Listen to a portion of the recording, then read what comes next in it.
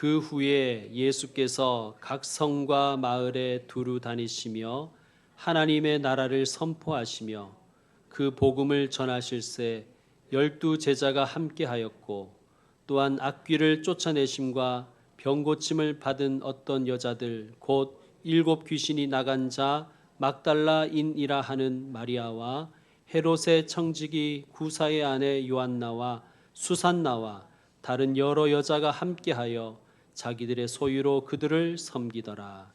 아멘. 누가복음은 몇 가지 특징이 있는데 그 중에 하나가 여성들의 이야기를 매우 비중 있게 다루고 있다는 것입니다.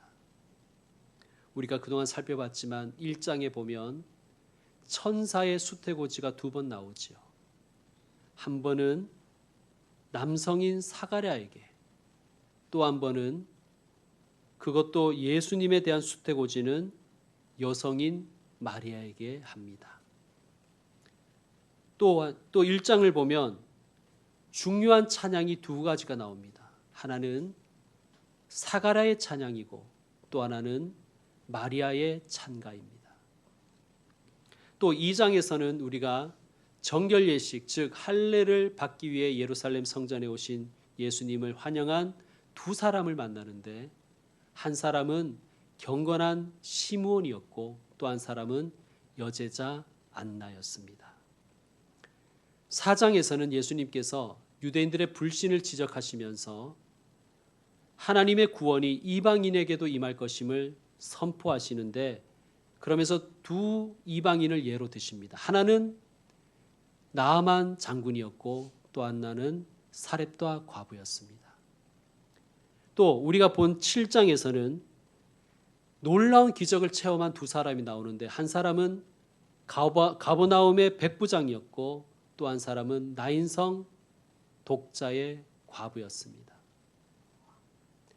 또 마지막에는 예수님께서 2사람을 비교하시는데 바리새인 시몬과 향유를 부은 여인을 대조하고 계십니다. 이러한 문학적인 배치는 남자와 여자는 동등하다. 그리고 함께 나란히 하나님 앞에서 살아야 되는 존재라는 것을 이야기하려는 것입니다. 오늘 본문은 이렇게 시작합니다. 그 후에가 무엇이었죠? 우리가 지난 주일에 묵상했듯이 예수님께서 한 여인에게서 너무나 아름답고 귀한 헌신을 받으신 그 후에라는 뜻입니다. 자, 다시 한번 1절을 보시면 그 후에 예수께서 각 성과 마을에 두루 다니시며 하나님의 나라를 선포하시며 그 복음을 전하셨다고 되어 있습니다. 한 여인의 아름다운 헌신이 계기가 되어서 예수님의 본격적인 전도 활동이 시작되었다는 그런 뉘앙스이죠. 또 오늘 본문 3절 끝을 보시면 예수님의 전도 사역을 자기들의 소유를 가지고 예수님과 12 제자들을 섬긴 여성들이 있었음을 밝히고 있지요. 예수님의 전도 사역에 있어서 여성들의 헌신이 있었음을 말씀하는 것입니다. 여러분, 전도와 헌신에는 2가지가 필요하죠. 2축이 필요합니다. 하나는 사람이고 다른 하나는 물질이지요. 그런데 참으로 놀랍게도 재정을 지원하는 이들이 여성들이었다는 점이 참 놀랍지 않습니까? 그리고 한편으로는 고개가 끄덕여집니다. 여러분, 지금도 교회의 여전도회나 권사회나 또 구역회가 전도와 선교에 있어서는 기둥 같은 역할을 하고 있기 때문입니다. 자, 오늘 본문에는 오늘날로 치면 여전도 회장, 권사 회장, 구역회 회장과 같은 역할을 하는 대표적인 여성 3명의 실명을 제시하고 있습니다. 첫 번째 여인은 누구입니까? 막달라 마리아입니다. 오늘 성경은 이렇게 표현합니다. 7 귀신이 나간 자 막달라인이라 하는 마리아. 그런데 이 막달라 마리아를 우리가 지난 주일에 묵상했던 그 향유 부은 여인과 동일인으로 보는 학자들이 있습니다. 저는 참고로 그 의견에 동의하지 않습니다. 왜냐하면 향유 부은 여인은 제가 지난주에도 말씀드렸지만 죄 많은 여인이라고 했죠. 당시 사회에서 죄인으로 취급받던 여성은 창녀였다고 말씀드렸습니다. 저는 막달라 마리아가 창녀였다는 견해에 동의할 수 없습니다. 왜냐하면 귀신 들린 사람에 대한 이야기가 성경에 많이 나오는데 한 번도 귀신 들림과 도덕적인 죄를 연결시킨 적이 없기 때문입니다. 여러분, 귀신 들린 자는 구원받아야 될 긍휼의 대상이지 용서받아야 될 처벌의 대상이 아니라는 것입니다. 도덕적으로 지탄받을 큰 범죄를 저지른 자가 귀신이 시켜서 했다고 그렇게 귀신에게 책임을 떠넘겨서는 안 된다는 말씀이에요. 저는 그런 의미에서 심신미약을 핑계로 형량을 감경해 주는 것도 비성경적이라고 저는 생각합니다. 자, 7 귀신이 나간 막달라 마리아, 그녀에게 7마리의 귀신이 들어갔다는 말일 수도 있지만 이 7 귀신이 들렸다는 말은 그녀가 귀신에게 완전히 사로잡혔음을 7이라는 완전수로 표현한 것이라고 보는 것이 좋겠습니다. 참고로 8장 26절 이하에는 예수님께서 거라사에 귀신 들린 사람을 치유하시는 사건이 나오는데 30절을 한번 보세요. 예수님께서 너의 이름이 무엇이냐고 물으셨을 때 그가 뭐라고 대답합니까? 군대라고 대답했습니다. 왜냐하면 많은 귀신이 들렸기 때문이지요. 여러분, 군대라는 말 앞에 주석 표시가 있습니다. 내려와서 보시면 헬라어로 레기온, 로마 군대의 여단 규모라고 되어 있습니다. 한 여단은 대략 2,000명 가량이었다고 합니다. 자, 그런데 귀신 이름이 군대라는 것은 2,000마리의 귀신이 한 사람의 속에 들어갔다는 뜻으로 읽을 수도 있겠지만 그 귀신의 공격성과 파괴력이 너무나 극심했다는 것을 의미하기도 합니다. 저는 후자를 택합니다. 이 군대 귀신 들린 사람의 특징을 다중인격으로 표현하지 않지 않습니까? 여러분 한번 27절 뒷부분을 보시면 그 군대 귀신 들린 사람의 특징을 이렇게 표현하고 있습니다. 오래 옷을 입지 아니하며 집에 거하지도 아니하고 무덤 사이에 거하고 29절 뒷부분 관로 부분 귀신이 가끔 그 사람을 붙잡음으로 그를 쇠사슬과 고랑에 매어 지켰으되 그 맨 것을 끊고 귀신에게 몰려 광야로 나갔다. 즉 다중인격적으로 표현하지 않고 귀신이 너무나 강력해서 이 사람을 통제할 수 없었다. 그렇게 표현하고 있는 것을 볼 때 숫자적으로 2,000마리의 귀신이 아니라 너무나 공격적이고 강력하게 그 사람을 붙잡았다. 우리는 그렇게 읽는 것이 좋겠습니다. 마찬가지로 막달라 마리아를 가리켜 7 귀신 들렸던 여자라고 한 것은 반드시 숫자적으로 7 귀신이 들렸다, 7 귀신이 그 속에 들어갔다라고 보기보다는 군대 귀신 들린 사람처럼 그녀를 사로잡은 귀신의 영향력과 파괴력이 너무나 극심했다는 것을 의미한다고 말씀드리겠습니다. 막달라 마리아는 귀신에게 완전히 붙들려서 극심한 고통 가운데 살았습니다. 복음서에는 이 막달라 마리아라는 이름이 총 12번 나오는데 단 한 번도 남편에 대한 이야기 혹은 가족에 대한 이야기가 전혀 없습니다. 아마도 그녀는 귀신에게 큰 괴로움을 당하면서 귀신병 치료하느라 가산도 탕진하고 그 과정에서 친구들도 잃고 가족에게 버림을 받았던 것으로 보입니다. 그런데 이 불쌍한 여인에게 역전의 기회, 터닝 포인트가 찾아왔습니다. 바로 예수님을 만난 것입니다. 그녀는 예수님을 만났고 예수님을 구주로 영접했으며 그의 병은 치유받았습니다. 귀신에게서 해방과 자유를 얻게 되었습니다. 버림받았던 여인이 예수님께 온전히 받아들여졌습니다. 막달라 마리아는 정말 거듭난 사람이 되었습니다.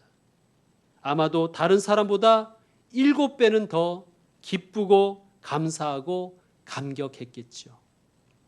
이후 그녀는 이 감사와 감격과 기쁨으로 예수님의 사역을 도왔을 것입니다. 그녀는 우리가 아는 것처럼 예수님을 끝까지 떠나지 않았습니다. 예수님이 체포되어 십자가에 달리셨을 때 남자 제자들, 그 잘난 척하던 남자 제자들은 다 도망쳐 버렸지만 막달라 마리아는 끝까지 예수님 곁에 있었고 예수님 부활하신 그 아침에 부활의 첫 증인이 되었습니다. 우리가 설교 전에 부른 찬송가 가사처럼 그녀는 어쩌면 어디든지 주를 따라 주와 같이 가겠습니다 라고 고백하며 예수님을 섬겼던 여인이었을 것입니다. 성도 여러분, 아픔이 클수록 우리에게 임하는 은혜는 더 넓고 깊고 높다는 것을 꼭 믿으시길 바랍니다. 두 번째 여인은 헤롯의 청지기 구사의 아내 요한나라고 되어 있습니다. 요한나는 막달라 마리아와는 완전히 반대되는 상반된 삶을 살았던 여성이었습니다. 한마디로 그녀는 귀부인이었습니다. 남편의 직책과 이름이 나오지요. 헤롯의 청지기 구사의 아내. 헤롯은 갈릴리 지방을 다스렸던 분봉왕 헤롯 안디바를 가리킵니다. 그러므로 구사는 헤롯 안디바라는 왕의 청지기였습니다. 청지기는 관리인, 또 문지기, 장관 등으로 번역할 수 있습니다. 그러므로 구사라는 이 인물은 오늘날로 치면 갈릴리 재정부 장관에 해당하는 사람이었다는 것입니다. 그리고 요한나는 재정부 장관의 사모님이었습니다. 그런데 여기서 의문이 생기죠. 어떻게 남편이 있는 여자가, 그것도 최고위직의 부인이 예수님의 순회 전도 사역에 풀타임으로 함께할 수 있을까? 여러분, 세상에 어떤 남편이 자기 부인이 가정도 내팽개치고 전도하러 다니는 것을 좋게 여기겠습니까? 여러분의 아내나 남편이 하루 종일 교회에서 살면 좋으시겠습니까? 그것도 외간 남자들 따라다닌다면 허락하시겠습니까? 그런데 유일한 가능성이 있다면 딱 한 가지, 그분이 생명의 은인이라면 가능하지 않겠습니까? 특별히 자식의 목숨을 살려주신 분이라면 이해가 될 수 있는 부분이 있습니다. 요한복음 4장으로 한번 가보겠습니다. 누가복음 다음 성경이 요한복음입니다. 요한복음 4장.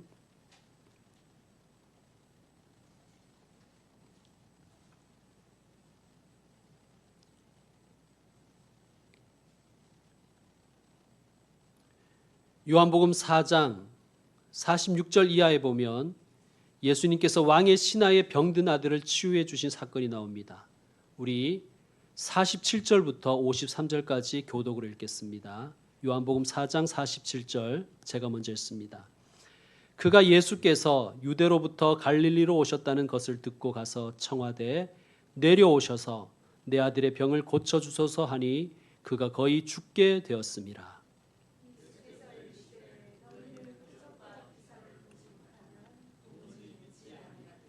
신하가 이르되 주여 내 아이가 죽기 전에 내려오소서.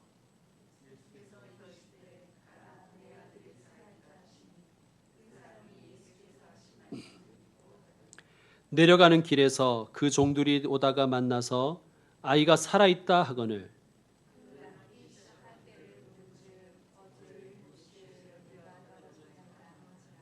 53절 함께 읽습니다. 그의 아버지가 예수께서 내 아들이 살아있다 말씀하신 그때인 줄 알고 자기와 그 온 집안이 다 믿으니라. 아멘. 자기와 그 온 집안이 다 믿으니라.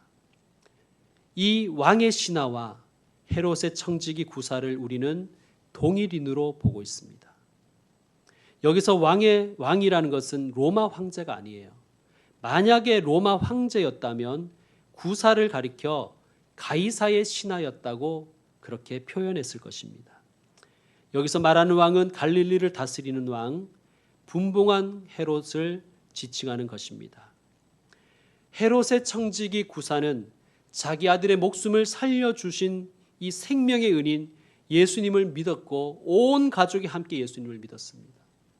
그리고 아마도 예수님의 사역을 자신을 대신하여 도우라고 아내에게 부탁했겠지요.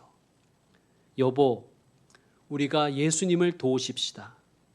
전도와 선교 사역에는 사람도 필요하고 물질도 많이 필요할 텐데 우리가 헌신합시다. 내가 이 자리에 있는 것도 이때를 위함이 아니겠습니까?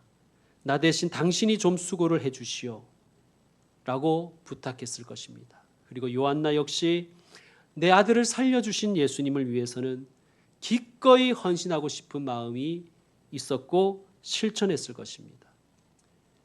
요한나의 로마식 이름, 라틴어 이름으로 요한나를 부르면 유니아입니다. 유니아. 자, 사도 바울이 로마인들에게 보낸 편지가 있어요. 로마서이지요. 누가복음 다음 성경이 요한복음이고 그 다음이 사도행전이고 로마서입니다. 로마서 16장, 제일 마지막 장 16장으로 한번 가시겠습니다.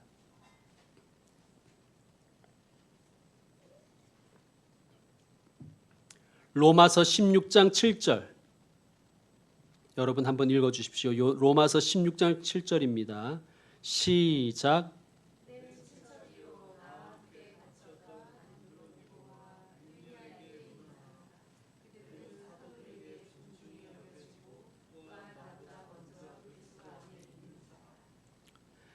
학자들은 여기에 나오는 유니아가 요한나라고 보는데 견해를 일치합니다.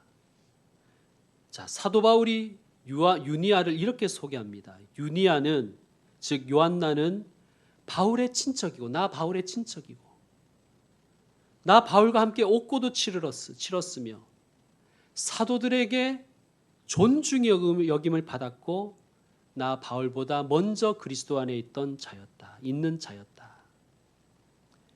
자, 여기서 사도들은 예수님의 12사도를 가리킵니다.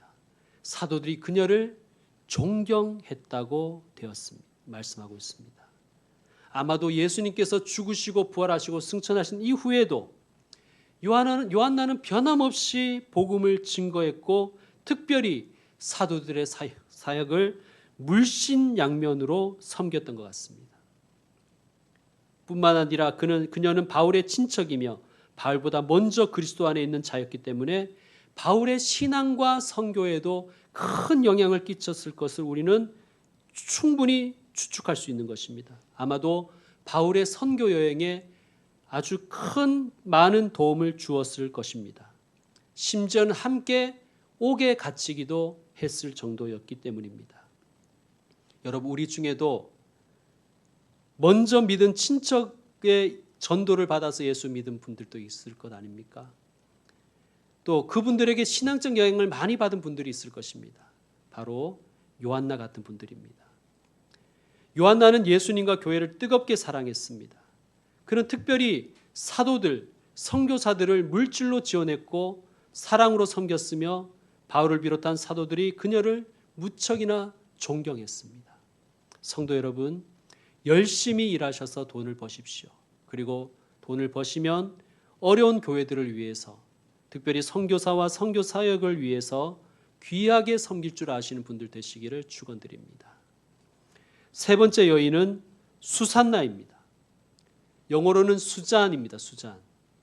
수산나는 영어로의 릴리, 백합이라는 뜻입니다.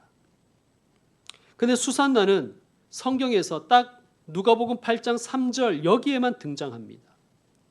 그래서 그녀가 어떤 사람인지, 남편은 있었는지, 가족이 있었는지 알려진 것이 전혀 없습니다. 아마도 그녀는 무명의 가정에서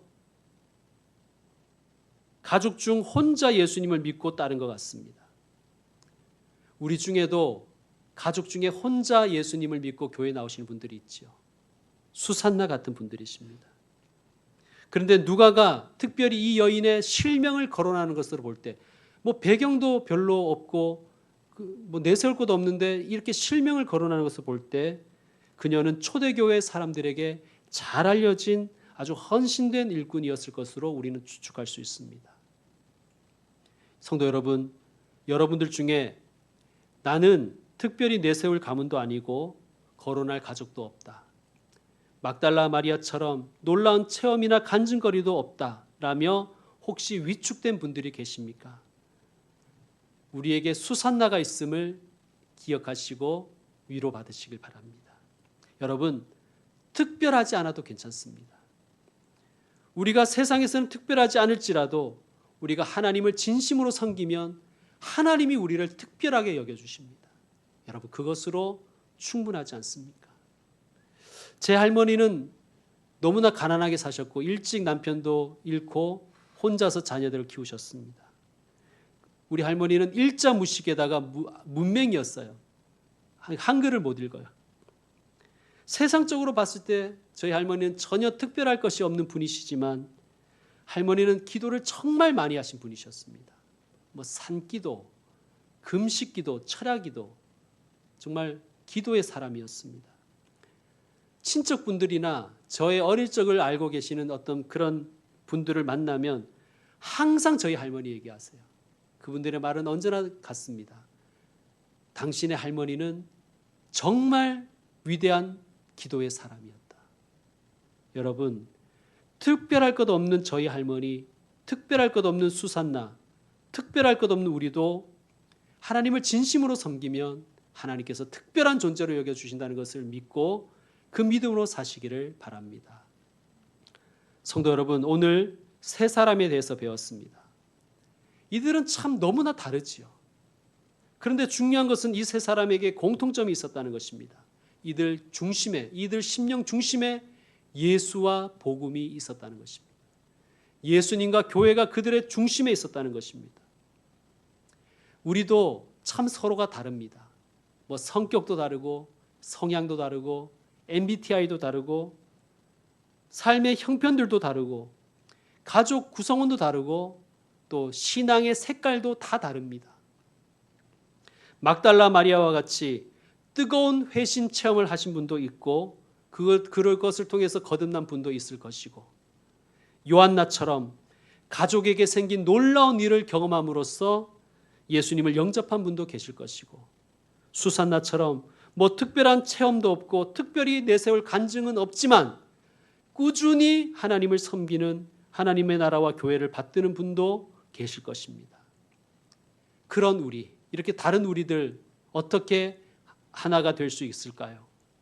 예수님과 교회가 내 중심에 있을 때, 내 마음의 중심에 있을 때, 복음이 우리 안에 있을 때 우리는 하나 될 수가 있는 것입니다.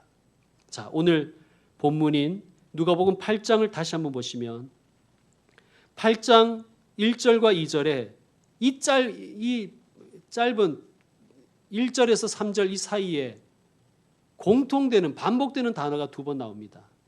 자, 1절을 먼저 보시면 그 후에 예수께서 각 성과 마을에 두루 다니시며 하나님의 나라를 선포하시며 그 복음을 전하실새 12 제자가 어떻게 하였다고요? 함께 하였고. 자, 3절 보십시오. 헤롯의 청지기 구사의 아내 요한나와 수산나와 다른 여러 여자가 함께하여 자기들의 소유로 그들을 섬기더라. 아멘. 이 짧은 본문이 함께하였고로 시작하여서 함께하여로 마치고 있습니다. 예수님과 함께하려는 마음, 예수님의 제자들과 함께하려는 마음, 교회와 함께하려는 마음이 있었고 그 마음을 섬김으로 실천하는 사람이 헌신의 사람이요 예수님의 참 제자요 복음과 교회의 일꾼인 것입니다. 어디든지 주를 따라 주와 같이 가려내. 어디든지 함께하는 것, 언제나 주님과 함께하는 것, 그것이 바로 헌신이요 충성인 것입니다. 개척 후에 저는 참 많은 성도들을 만났습니다. 누가 제일 고마울까요? 제가 많은 성도들을 만났거든요. 많은 성도들을 만났는데 누가 제일 고마울 것 같습니까? 지금 함께하는 교인들이 저는 제일 고맙습니다. 예수님이 십자가에 달리셨을 때 남자 제자들은 다 도망갔지만 갈릴리로부터 온 여인들은 예수님을 떠나지 않았습니다. 예수님이 십자가에 달리셨을 때 어쩌면 예수님은 그 여인들을 보시고 속으로 이렇게 말씀하셨을 것 같습니다. 고맙다. 나와 함께 있어줘서 정말 고맙다. 오늘 저도 여러분에게 같은 말씀을 드리고 싶습니다. 함께 있어 주셔서 고맙습니다. 함께 해주셔서 진심으로 감사드립니다. 우리 모두 어디든지 주를 따라 주와 같이 가려내 이 마음으로 사십시다. 예수님과 함께 교회와 함께 하겠다. 내게 주신 것으로 기쁘게 섬기겠다. 결단하는 저와 여러분 다 되시기를 주님의 이름으로 축원드립니다. 기도하겠습니다.